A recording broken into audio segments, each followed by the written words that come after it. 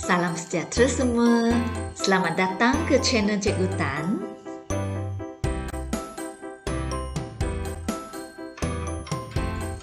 Mari kita sambung belajar subtopik yang keempat dalam bab 7 iaitu 7.4 Sistem Pendidikan Kebangsaan.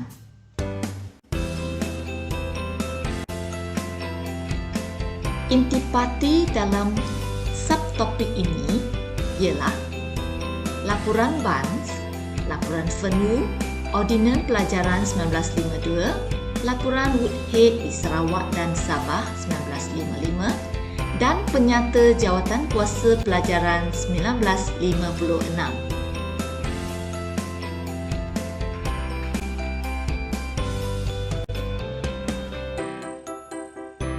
Semasa di bawah pentadbiran British, sistem persekolahan berkembang mengikut kaum. Terdapat sekolah vernakula Melayu, sekolah vernakula Cina dan sekolah vernakula Tamil, di samping sekolah aliran agama dan sekolah Inggeris. Persekolahan di Sarawak dan Sabah juga terbahagi kepada sekolah vernakula Melayu, sekolah Cina dan sekolah Mubalik Kristian. Sistem persekolahan yang menggunakan bahasa pengantar dan kurikulum yang berlainan menimbulkan jurang perbezaan ekonomi dan sosial yang ketara antara rakyat berbilang kaum. Ini telah menghalang usaha perpaduan kaum ke arah melahirkan satu identiti bangsa dan negara.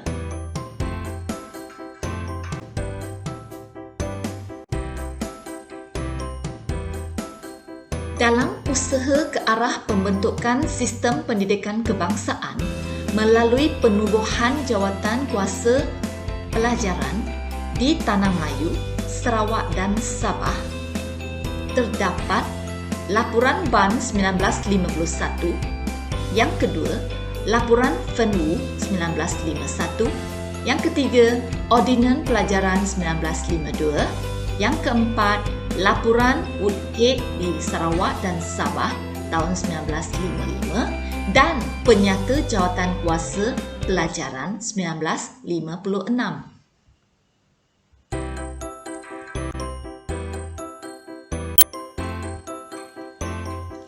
Mari kita lihat laporan BANS 1951.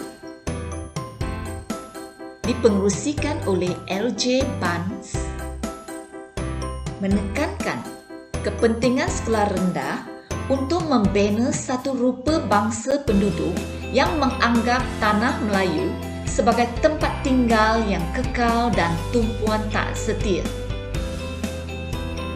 Antara kandungan laporan BANS termasuklah seperti berikut. Yang pertama, sekolah rendah menggunakan bahasa Melayu atau bahasa Inggeris sebagai bahasa pengantar. Yang kedua, sekolah menengah menggunakan bahasa Inggeris sebagai bahasa pengantar.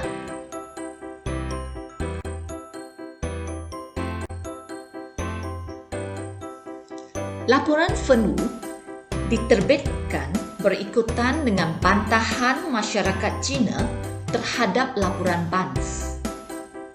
Mengkaji pendidikan Cina, mencadangkan penambahbaikan untuk menjadikan sekolah Cina sebagai institusi yang memberi faedah kepada penduduk tanah Melayu.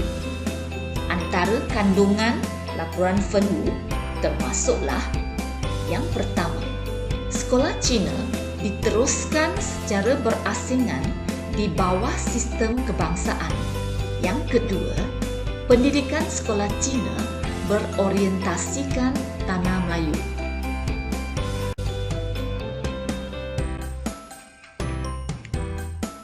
Seterusnya, Ordinan Pelajaran 1952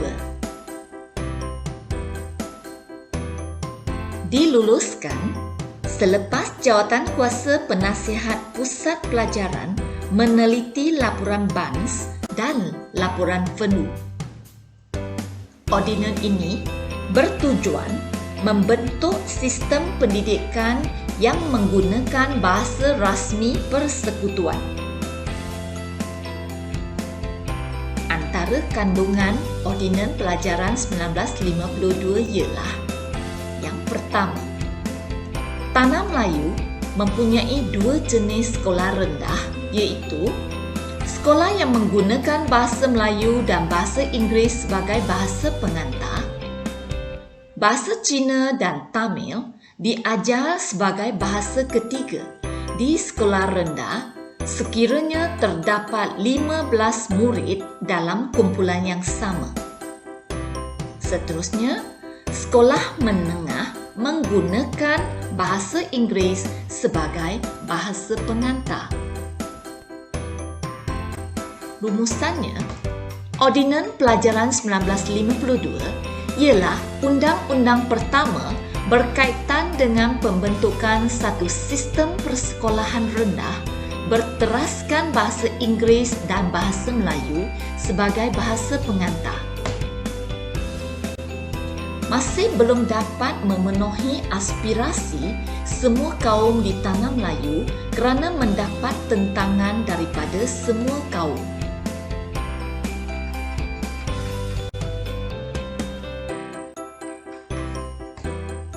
Baiklah pelajar, kita teruskan ke laporan Woodhead di Sarawak dan Sabah. E.W. Woodhead selaku Ketua Pegawai Pelajaran Britain diundang untuk meninjau perkembangan sistem pendidikan dan membuat cadangan di Sarawak dan Sabah.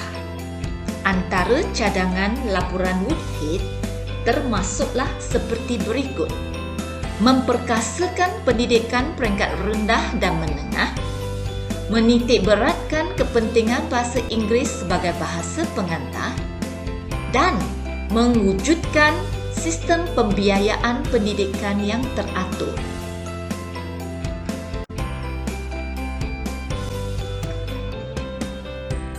Pendidikan kebangsaan di Sarawak berdasarkan laporan Woodhead 1955.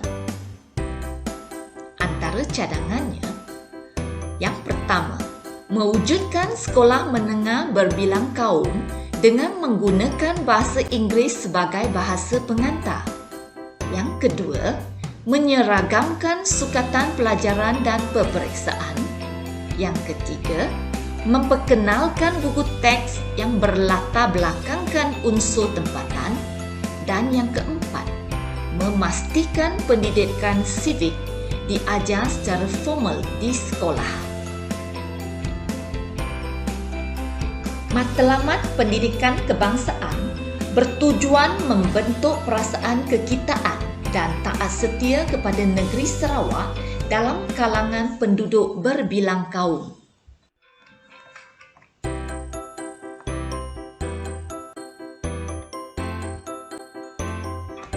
Seterusnya, kita lihat pendidikan kebangsaan di Sabah. Laporan Woodhead 1955 diterima di Sabah dengan beberapa pindaan, iaitu: yang pertama, mempertingkatkan pengajaran bahasa Melayu dan bahasa Inggeris di sekolah Cina. Yang kedua, memastikan bahasa Inggeris diajar di sekolah Melayu dan bahasa Melayu diajar di sekolah Inggeris. Yang ketiga, menetapkan peperiksaan di sekolah menengah dikendalikan dalam bahasa Inggeris. Ordinan Pelajaran Koloni 1956 diperkenalkan untuk meneruskan rancangan Woodhead. Rancangan ini untuk mencapai matlamat dalam usaha menyeragamkan kurikulum dan peperiksaan yang meliputi peringkat rendah dan menengah. Selain itu, matlamatnya adalah untuk melahirkan perasaan kebersamaan dalam kalangan kaum di Sabah.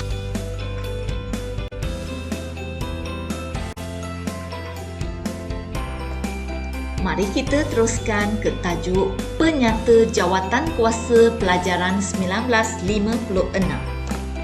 Jawatan kuasa pelajaran yang dipengerusikan oleh Datuk Abdul Razak Husin selaku Menteri Pelajaran ditubuhkan untuk mengkaji semula sistem pendidikan sedia ada. Selain itu, mencadangkan satu sistem pelajaran kebangsaan yang baharu. Mengemukakan teras pembentukan sistem pendidikan kebangsaan untuk memupuk integrasi dan perpaduan dalam kalangan rakyat berbilang kaum, iaitu melalui sistem persekolahan yang sama bagi kanak-kanak dari semua kaum. Yang kedua, bahasa kebangsaan sebagai bahasa pengantar utama dan kandungan kurikulum yang seragam dan bercorak kebangsaan.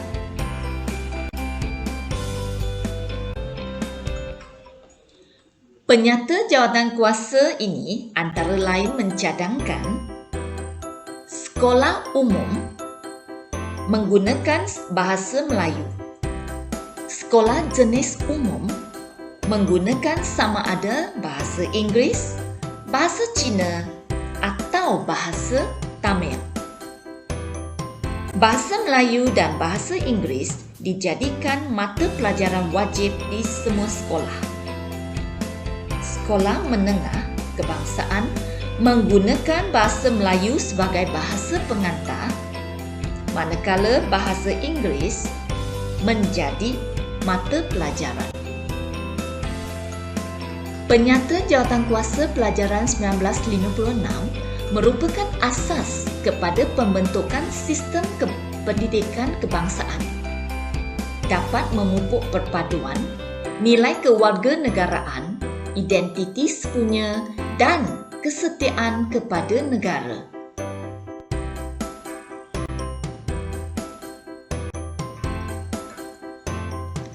Baiklah pelajar, penyata jawatankuasa pelajaran 1956 juga dikenali sebagai Penyata Razak 1956 dan diluluskan menjadi Ordinan Pelajaran 1957.